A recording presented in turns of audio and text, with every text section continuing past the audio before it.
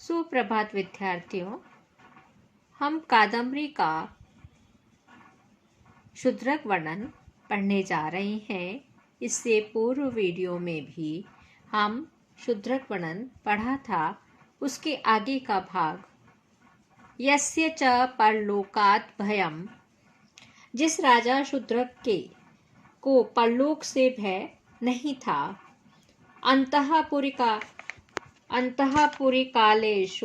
कालकेषु भंगः नुपेरेषु, अंतःपुर की सुंदरियों की अलकों में ही भंगः टेढ़ापन था, जनता के व्यवहार में कुटिलता नहीं थी। नुपुरेषु मुखरता, नुपुरों में ही बजने की आवाज थी, जनता में मुखरता यानी वाचालता नहीं थी। विवाहेषु कर ग्रहणम, विवाहों में ही कर अर्थात पानी ग्रहण था, जनता में राजदेय कर नहीं लिया जाता था। अनवरत मखाग्नि धूमेनाश्रुपातः, लगातार यज्ञाग्नियों के धूम से आंसू गिरते थे। तुरगेषु कशाभिघातः, अब घोड़ों पर ही कोड़े या चाबुक का अभिघात यानी मारना होता था। प्रजाजनों पर दंड के रूप में कोड़े नहीं पड़ते थे, क्योंकि कोई अपराधी ही नहीं था। मकर ध्वजे चाप ध्वनिर भूतः, कामदेव में ही धनुष की टंकार थी। प्रजाजनों में युद्धादि के अभाव में धनुष की टंकार नहीं थी।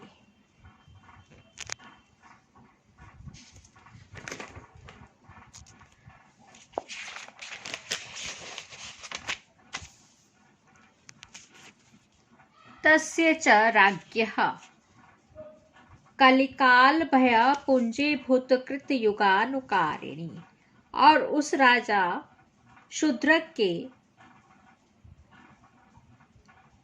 कलिकाल मानो कलयुग के भय से संकुचित हुए, कृतयुगानुकारिणी सत्ययुग का अनुकरण करने वाली, त्रिभुवन प्रसव भूमेरे विस्तीर्णा, तीनों लोकों के उत्पत्ति स्थान से विस्तृत, मज्जन मालव विलासिनी कुछ टटास्वालन जर्जरी कृतोर में मालया,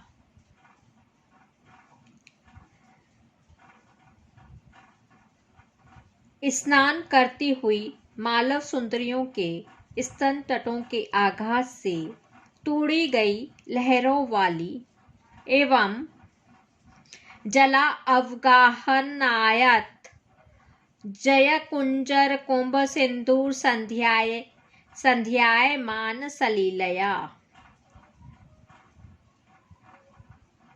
जला अवगाहन स्नान के लिए आए हुए, जय कुंजर या अर्थात विजयी गजों के, कुंभ सिंदूर संध्यायमान सलीलया, कुंभ स्थलों पर लगे सिंदूर से संध्याकालीन लालिमा, उन्मद कलहंस कूल कोलाहल मुखरी कृतकूलया, सदृश जल वाली तथा मत वाले कलहंसों के झुंडों के कोलाहल से शब्दायमान, तट वाली वेत्रवत्या परिगताः विदिशा अभिधाना नगरी राजधानिया आसीत। वेतवा नदी से घिरी हुई, कोलाहल से शब्द करने वाले तट वाली वेतवा नदी से घिरी हुई विदिशा अभिधाना, विदिशा नामक नगरी राजधानी आसीत, राजधानी थी। पुनः देखिए, तस्य च राज्ञ, और उस राजा शूद्रक की, कलिकाल वह पुंजीभूत कृत युगानुकारिणी, मानव कलयुग के भय से संकुचित हुए। कृतयुग अर्थात सत्ययुग का अनुकारिणी अनुकरण करने वाली तथा त्रिभुवन प्रसव भूमि रे विस्तीर्णा तीनों लोकों के उत्पत्ति स्थान से विस्तृत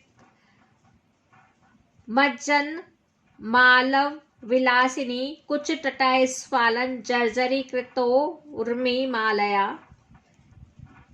स्नान करती हुई मालव सुंदरियों के स्तन तटों के आघात से तोड़ी गई लहरों वाली जला अवगाहन आयात स्नान के लिए आए हुए जय कुंजर कुंभ सिंदूर संध्या विजयी गजों के कुंभ स्थलों पर लगे सिंदूर से संध्यायमान सलिलया संध्याकालीन लालिमा उन्मद कलहंस कुल कोलाहल मुखरी कृत कुलया मतवाले कलहंसों के झुंडों के कोलाहल से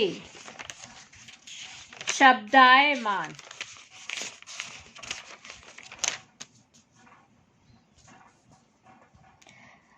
वेत्रवत्या परिगतः विदिशा अभिधान नगरी राजधानी आसीत्।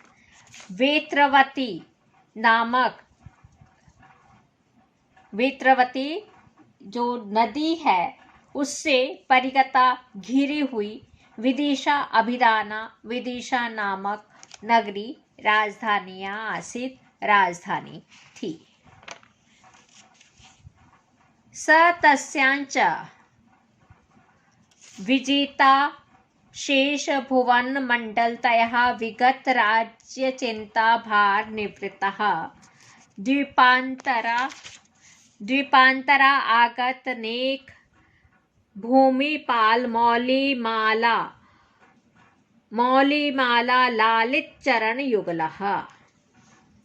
स तस्यांच और वह राजा उस राजधानी में विजिता शेष भुवन मंडल तया संपूर्ण भुवन मंडल को जीत लेने के कारण विगत राज्य चिंता भार निवृत्तः राज्य की चिंता के बोझ के समाप्त हो जाने से निश्चिंत द्वीपांतरागत नेक भूमि पाल मौली माला लालित चरण युगलः दूसरे द्वीपों से आए हुए अनेक भूमि पालह अनेक राजाओं के मुकुटों की मालाओं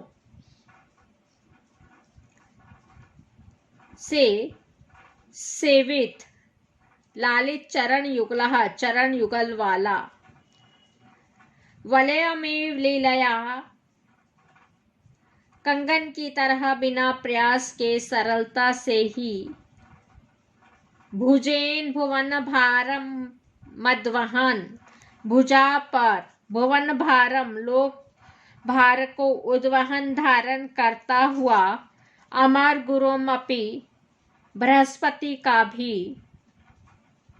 प्रज्ञया उपहसद भी अपनी बुद्धि से उपहसद भी उपहास करते हुए अनेक कुल क्रमागतई अनेक वंश परंपरागत असकृदा लोचित नीति शास्त्र निर्मल नो भी बार बार नीति शास्त्र का चिंतन मनन करने से स्वच्छ मन वाले आलुब्धई लोभ रहित स्निग्धई स्नेही प्रबुद्धई च अमात्यहि परिवृतः प्रबुद्ध जागरूक विद्वान अमात्यई मंत्रियों से परिवृतः घिरा हुआ था।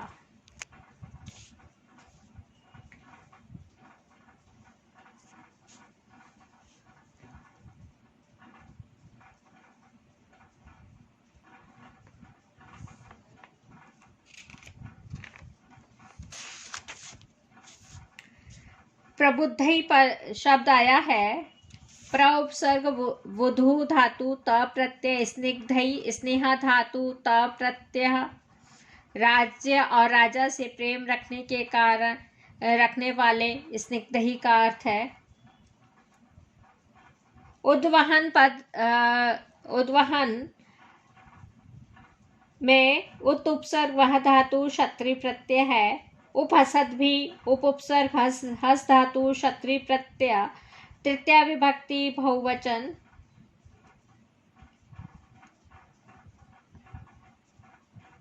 आगे का गद्य भाग।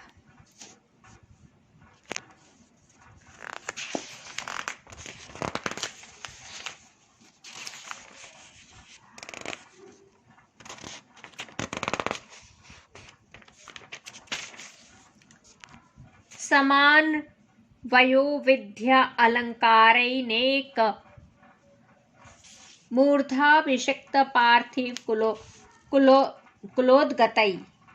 अपने समान विद्या, समान वय अर्थात उम्र, विद्या अलंकारई विद्या अवस्था, समानी अपने समान जो उम्र वाले हैं विद्या अवस्था, तथा अलंकारई आभूषणों वाले अनेक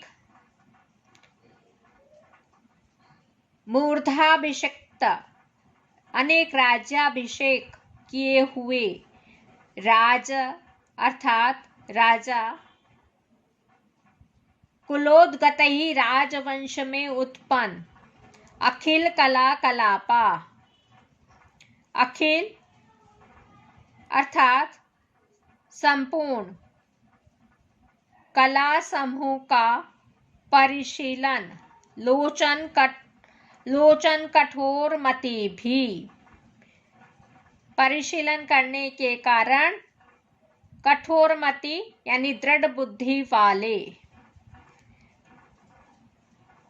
अति प्रगल्भई अति प्रतिभाशाली, काल विदिभा अवसर को पहचानने वाले, प्रभावानुरक्त हृदय राज प्रभाव से अनुरक्त हृदय वाले, अग्राम्योपहास कुशलई शिष्ट अग्राम्य परिहास में निपुण, इंगिताकार वेदी भी संकेतों तथा भूनेत्र आदि की विशेष आकृतियों को जानने वाले, काव्य नाटक आख्यान आख्यायिका लेख्य व्याख्यान आदि क्रिया निपुणी। काव्य नाटक लघुकथा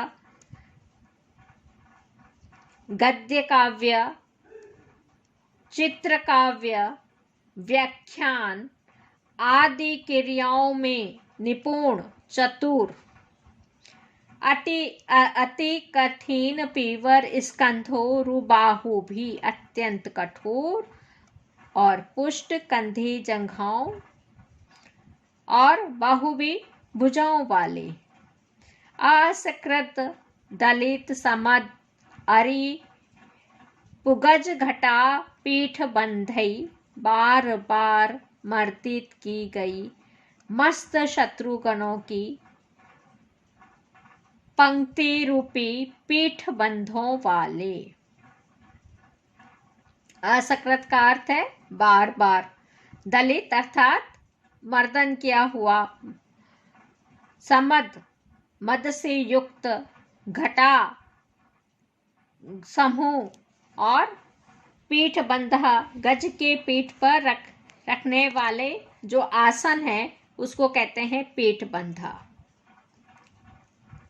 केसरी किशोरकई एव सिंह शावकों जैसे विक्रमैक रसही अपि एकमात्र पराक्रम में ही रुचि रखने वाले होकर भी विनय व्यवहारे भी विनय का व्यवहार करने वाले, आत्मनः प्रतिबिंबई एव अपने ही प्रतिबिंब जैसे अपने से सब प्रकार समान रूपता रखने वाले, राजपुत्रई सह